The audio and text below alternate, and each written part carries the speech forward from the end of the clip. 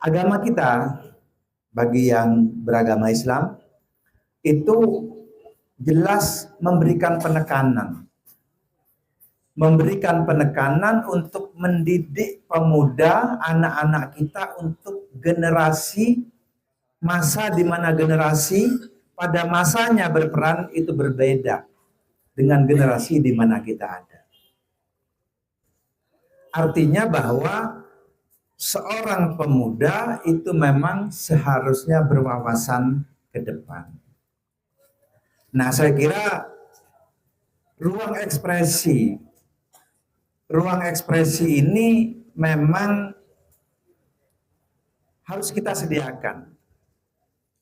Bagaimana kreativitas, bagaimana kekuatan antisipatif pemuda itu justru diberi ruang untuk mampu menjawab tantangannya. Ini sebetulnya keharusan tiap zaman, keharusan tiap masa, tetapi saat ini menjadi lebih penting, menjadi lebih urgen, karena apa yang terjadi saat ini itu adalah percepatan-percepatan yang kita tidak duga sebelumnya. Setidaknya ada dua percepatan yang tidak kita mampu kadang memprediksi apa yang terjadi. Yang pertama, kita diajak untuk punya kemampuan dan daya saing bukan lagi lokal saat ini, bukan sekedar nasional juga, tetapi bahkan internasional. Ini segera akan kita hadapi atau sudah. Globalisasi itu oleh beberapa pemimpin, dan itu kejadiannya di Indonesia tahun 1992 dulu, ketika Presiden Soeharto mengundang beberapa tokoh pimpinan se-Asia Pasifik, hampir keseluruhan, 100 lebih, bersepakat sebetulnya gerbang persaingan global ini kita buka di 4 tahun yang lalu, 2020. Seharusnya. Dan ASEAN sepakat waktu itu untuk menempuh tahapan sebagai batu loncatannya, milestone menuju 2020, 2014. Itu ASEAN Free Trade Area, AFTA. AFTA mungkin agak lambat, globalisasi mungkin tidak dibuka penuh. Kemarin ada COVID. COVID itu di satu sisi bencana, tapi di satu sisi adalah berkah. Bagaimana kalau tidak ada pandemi dan kemudian negara-negara, terutama negara-negara besar yang berkeinginan untuk menghegemoni dunia, tiba-tiba menyadari bahwa sekaranglah waktunya. Saya tidak tahu apa yang akan terjadi pada bangsa ini, pada bangsa Indonesia, kalau gerbang itu di 2020 betul-betul dibuka. Itu khususnya di ekonomi dan khususnya lagi di perdagangan. Sekarang kita sudah sangat kuat merasakan nuansanya. Yang pertama itu, ini mungkin tertunda, tapi saya rasa tertundanya tidak akan lama. Dan kalau iya, apa yang akan kita lakukan? Ini tantangan kita. Yang kedua, revolusi industri. Kalau 1 itu apa, 2 itu apa, 3 itu apa, mesin uap, kemudian ada apa, ketiga komputer. Sekarang ini ada Internet of Things dan Artificial Intelligence yang masuk ke dalam kecerdasan buatan ya. Dan yang masuk ke dalam revolusi industri, dan percepatannya itu sangat cepat. Ada banyak hal yang setelah ini dengan kecerdasan buatan itu beberapa profesi kemungkinan hilang. Sekarang Anda ada program-program AI di sini. Itu beberapa profesi terkait dengan video editing, membuat film dan lain-lain, kan ini sudah hampir kita bisa pastikan tinggal diserahkan kepada mesin. Mau komposisi lagu, komposer, itu gimana nasibnya ke depan? Ini di industri-industri kreatif. Di lapangan pekerjaan, banyak beberapa hal yang sekarang sudah mampu dilakukan oleh mesin perbankan contohnya, seperti apa namanya, customer service officer, pelayan apa ya yang melayani pelanggan. Itu satu saat mungkin hanya bisa cukup lewat gadget ini atau otomasi mesin. Teller mungkin tidak akan dibutuhkan lagi. Dan juga beberapa bidang lain yang sekarang sudah mulai menggunakan itu. E-pasar, e-apa, dan seterusnya. Tetapi bukan berarti tidak ada peluang. Bukan berarti tidak ada ruang. Kecerdasan manusia sebagai pencipta ini, pencipta kecerdasan mesin ini tentu dia lebih mampu dan lebih cerdas. Ada sifat-sifat kemanusiaan yang tidak mampu dijangkau dan dilakukan oleh mesin cerdas sekalipun. Nah, ruang-ruang inilah yang sebetulnya tantangan ke depan harus mengasah kita. Dan ini tidak pilih tempat, apakah itu Surabaya, apakah itu Jakarta, apakah Probolinggo, apakah Bondowoso, apakah Situbondo, semua akan dilanda oleh gelombang ini. Nah, sekarang sebetulnya bagaimana kita memberikan ruang berekspresi dan berkreasi itu. Kita punya keunggulan-keunggulan lokal. Kita punya kearifan-kearifan lokal. Yang itu sebetulnya bagi tataran global dan kemanusiaan itu mempunyai arti. Saya lihat tadi kreativitas tentang apa namanya, seni dan lain-lain. Industri pariwisata. Apa ada event rutin yang misalnya pada momentum itu bisa menjadwalkan pemasaran jadwal pariwisata kepada ini. Kalau Bali mungkin bisa tiap hari.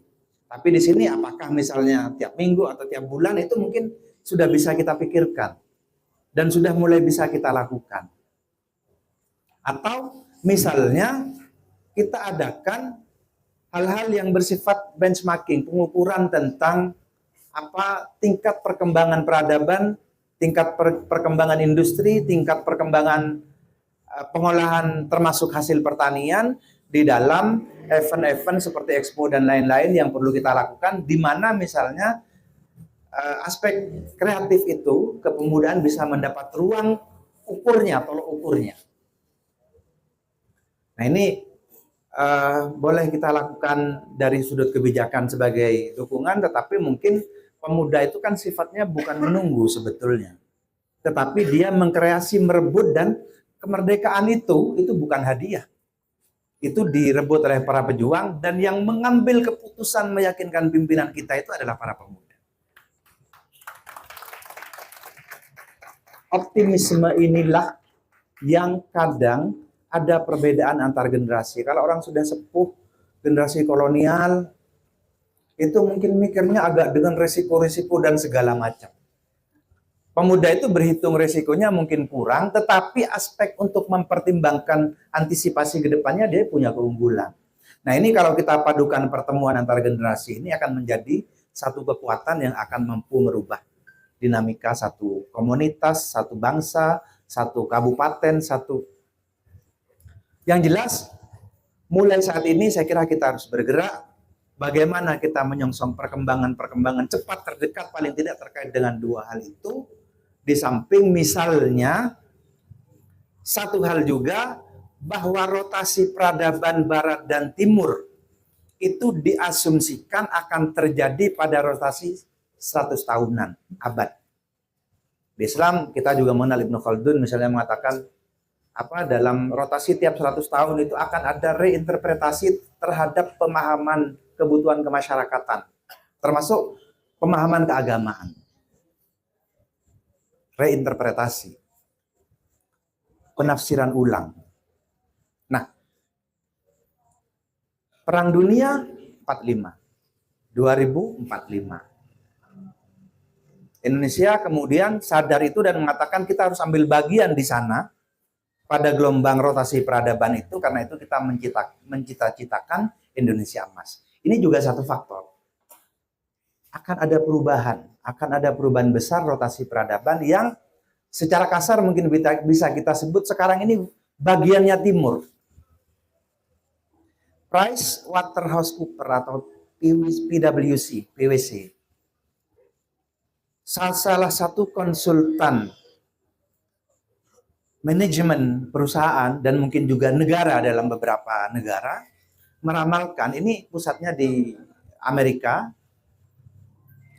di New York, tetapi dia menyampaikan bahwa pada 2040 atau 50 pemimpin peradaban dalam sektor ekonomi khususnya itu sudah pindah ke timur. Entah ini peringatan, warning, pengakuan atau apa, itu urusan lain. Kita bisa dalami di dalam laporan PricewaterhouseCoopers Jadi pemenang pertarungan ekonomi itu yang pertama adalah menurut dia China.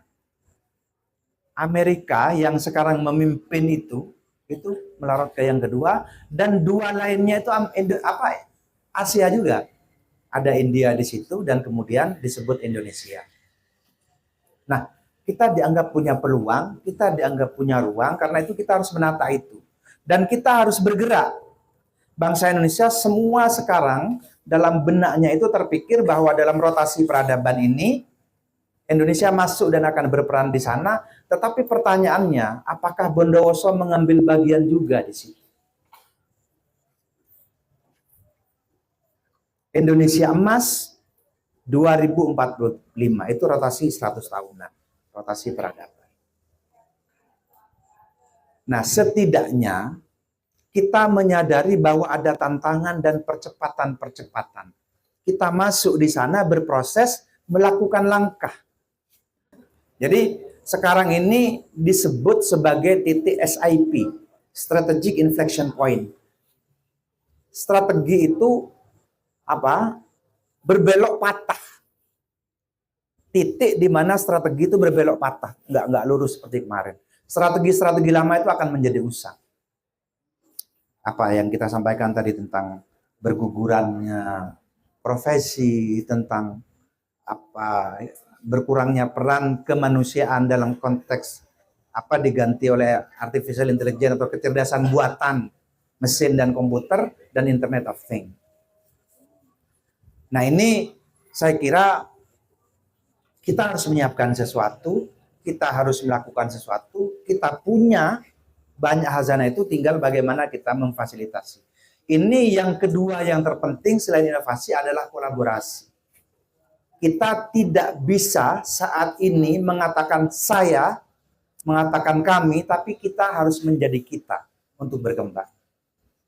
Satu kejadian munculnya Android ini adalah pekerjaan orang-orang iseng awalnya yang berkolaborasi luas, terbuka, dan menjadi serius, dan ini menjadi pemenang yang kemudian tanpa diduga.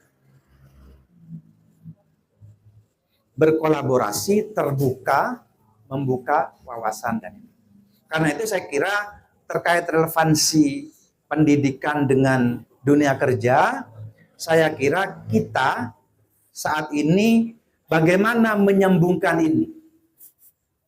Di sini ada beberapa industri, belum banyak, tapi ke depan saya kira ketika kita mempunyai infrastruktur yang cukup, sambung infrastruktur udara, infrastruktur laut, walaupun tidak harus kita punya laut sendiri, tetapi ada penghubung misalnya angkutan massal kereta api atau tol yang terus menghubungkan ke sana, maka kita pada saat itu akan segera menjadi bagian dari pengembangan dan transformasi dari masyarakat agraris ke masyarakat industri. Entah lompat apakah mengikuti seperti di Eropa perkembangan revolusi 1, 2, 3 atau langsung ke 4. Ya, harusnya langsung ke 4 karena yang kita hadapi dan kita ini kan langsung ke 4. Nah, kita harus menyiapkan itu, kita harus bergerak, kita harus bersinergi, mengembangkan kreativitas dan inovasi, dan kemudian membuka back mind kesadaran kita untuk menyambut tantangan itu. Saya sebetulnya ingin lebih banyak mendengar. apa yang mungkin, apa yang kita pikirkan, apa yang akan kita lakukan. Tapi setidaknya membuka wawasan, dan sekarang membuka wawasan itu sangat mudah karena dunia terhubung begitu pendeknya. Kejadian yang detik ini terjadi di Maesan itu akan nyampe di ujung dunia sebelah sana dan akan sampai pada detik dan waktu yang sama. Kalau kita mau memanfaatkan itu, berkomunikasi, kalaupun tidak harus dengan ini, kita akan nyampe pada, dan sudah sampai. Sebetulnya sudah sampai. Dunia ini menjadi tipis dan kecil sekali. Jadi barangkali ruang-ruang kreatif itu, kemudian bagaimana pada konteks pendidikan ini ada semacam sinkronisasi, bagaimana pemagangan kerja, kemudian itu mungkin perlu kita pikirkan dan kita rumuskan ke dalam program-program yang mulai kita selipkan ke tingkat pendidikan, bagaimana juga bersambung dengan realitas lapangan, dunia usaha, dunia industri, dan juga bersambung dengan realitas dan kebutuhan masyarakat pada masanya. Sekedar pengantar, saya hanya ingin menyampaikan itu, tapi dalam konteks Bondowoso sebetulnya saya ingin mengapresiasi sesuatu. Bahwa Bondowoso punya sumber daya manusia bagus itu banyak sekali. Kemampuan karya-karya seni dan hanya bagaimana mengkoneksikan, mendisplay, dan kemudian menyambungkan. Ini khazanah dan kekayaan sebetulnya yang dimiliki oleh masyarakat kita. Hanya kita ini mampunya kadang-kadang mencipta saja, termasuk pertanian, tapi mengemas, mengolah, dan ini tidak mampu kita lakukan, tidak mampu, dan itu diperoleh dari Jember, dari kota lain yang mereka lebih berpikir tentang bukan menjual produk, barang atau jasa dalam produk yang dasar atau mentah, tetapi mereka sudah mengolah sedemikian rupa dengan standar-standar yang baik.